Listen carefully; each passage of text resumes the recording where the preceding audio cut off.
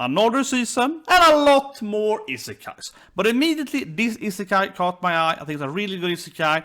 Let's talk about it. So the isekai then is the hero's overpowered, but overly cautious. Also, this is called cautious hero, or maybe like paranoid hero. So Kuna Yuusha ga ore su kushi ni Shinchou shuguru.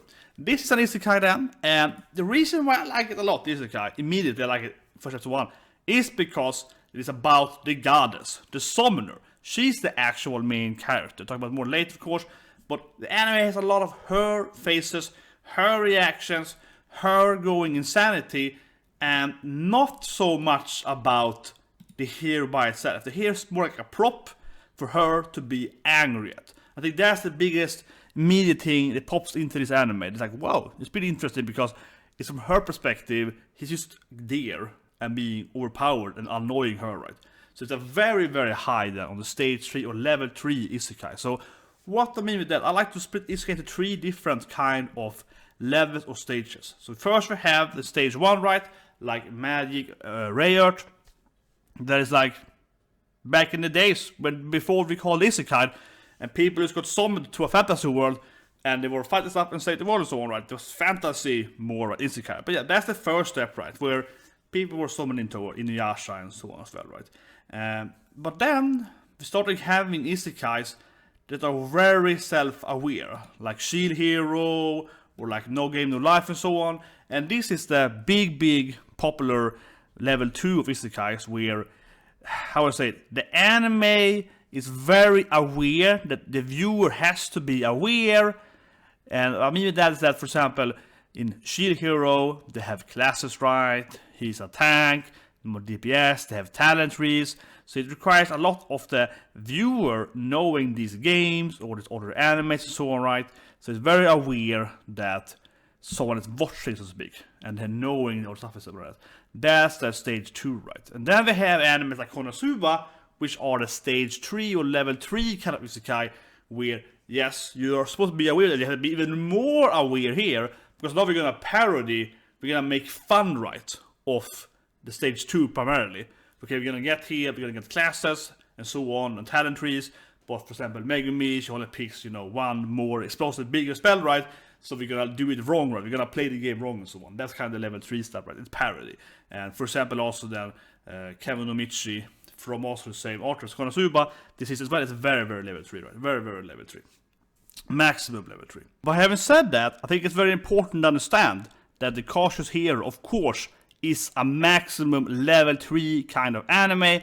It gives you directly a similar vibe to, for example, Konosuba and so on. It doesn't help that the main character is voiced by Yun, and her personality is a mix of Yun and Aqua. It doesn't help, but that's the comedy. I want to say it immediately. If you like Konosuba and similar animes, you will very likely like this anime, because it's making fun of the tropes, right, that we have in primarily the level 2 animes like Shield Hero, No Game No Life, and so on, or other animes or isekai. But they're kind of boring isekai like Dan Manshou. It's like it's an isekai, but they have levels up and they have spell and they have so it's very, very on the border there, right? So this anime, of course, then works around that, right, by having that the main character, the goddess, is like she summons the hero, which she needs the strongest, the most brave hero with the best stats.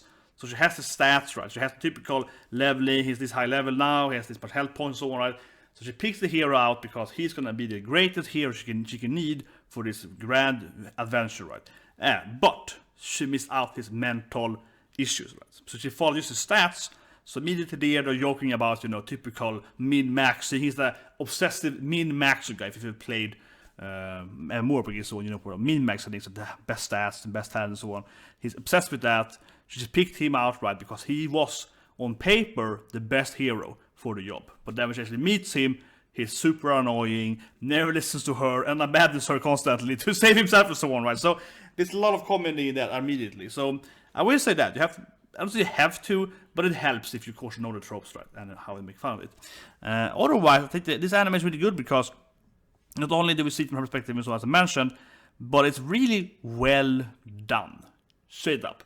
I just really love how they keep doing her with weird faces, how she does this like kind of weirdly drawn, very, very animated features on her face. Again, I know it's a dead horse now, but I will say it's similar to Konosuba again, how Aqua is drawn. and so on. But it's a good example for comparison here. But there's a lot of that. There's a lot of fun effects with her, and the comedy is very, very primarily on her and her reaction, right? Her frustration, her heart attacks over how horrible he is. But I think, at least in my opinion, it is incredibly funny. Absolutely recommend the anime. It's laughing constant 20 minutes. The funniest thing I've seen so far in the fall anime season.